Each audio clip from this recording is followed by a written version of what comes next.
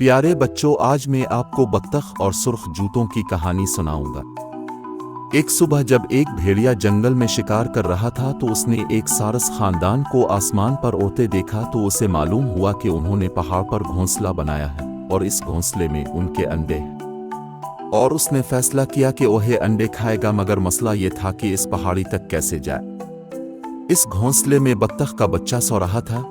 इसके सारस भाई ने इसे जगाने के लिए घंटी बजाई।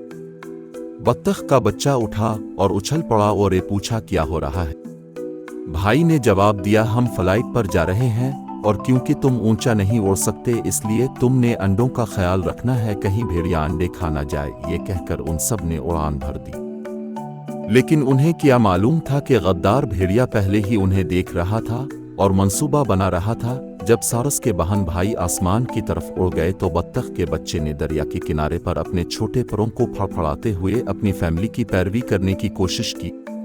इसे उम्मीद थी कि एक दिन वो उड़ने के काबिल हो जाएगा, लेकिन उसकी मश्क में खलल इस वक्त पड़ा जब इसने झाड़ियों के पास चमकती हुई चीज को देखा।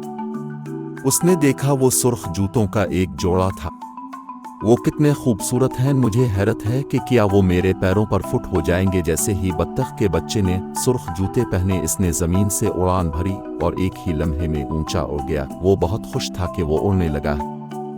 बत्तख का बच्चा फौरन सारस फैमिली के पीछे चल दिया। वो देखो, बत्तख का बच्चा यहाँ है। वो सब इसको देखकर हैरान रह गए। उसने कहा, ये सब जादू के जूतों की वजह से है।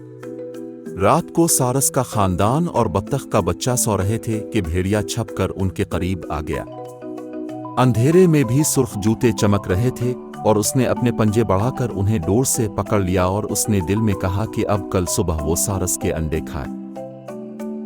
बत्तख का बच्चा सुबह का सूरज तुलू होते ही बेदार हुआ और वो घबरा गया जब वो अपने सुर्ख जूते अपने पास नहीं देख सका। वो बहुत परेशान हो गया और उधर उधर जूते तलाश करता रहा, मगर इसको जूते ना मिले और वो रोने लगा। उसने भेड़िए को देखा जो हवा में उड़ रहा था और उसने सुर्ख जूते पहने हुए थे। उसने देखा कि भेड़िया सारस के अंडों की तरफ जा रहा है। बत्तख के बच्चे ने भेड़िए का पीछा करने की बहुत कोशिश की। इसने अपने छोटे परों से उड़ने की पूरी कोशिश की, मगर वो उड़ ना सका और जमीन पर गिर गया। उसने दिल में फैसला कर लिया कि इसने हर सूरत भेड़िए से अंडों की हिफाजत करनी है। भेड़िया जादुई जूतों के साथ घोंसले के पास उतरा और सारस के अंडों की तरफ कदम बढ़ाए और एक एक करके अंडे लेने की कोशिश करने लगा। बत्तख के बच्चे ने देखा अंडे खतरे में हैं और उसने अपनी पूरी हिम्मत जमा करके अपने परों को जोर से फड़फड़ा। आखिरकार बत्तख का बच्चा आसमान में ऊंची उड़ान में था। पहली बार वो उड़ने लगा। बत्तख का बच्चा जमीन पर उतरा और चुपके से भेड़िए के पैरों से सुर्ख जूते उतार लिए। भेड़िया इस पर हमला करने वाला था कि ठीक इसी लम्हे सारस का खानदान तेजी से बत्तख के बच्चे के पास आया और भेड़िए पर हमला आवर हो गए। भेड़िया गुस्से के साथ घोंसले से पीछे हटने लगा और भेड़िया दलदल में गिर गया।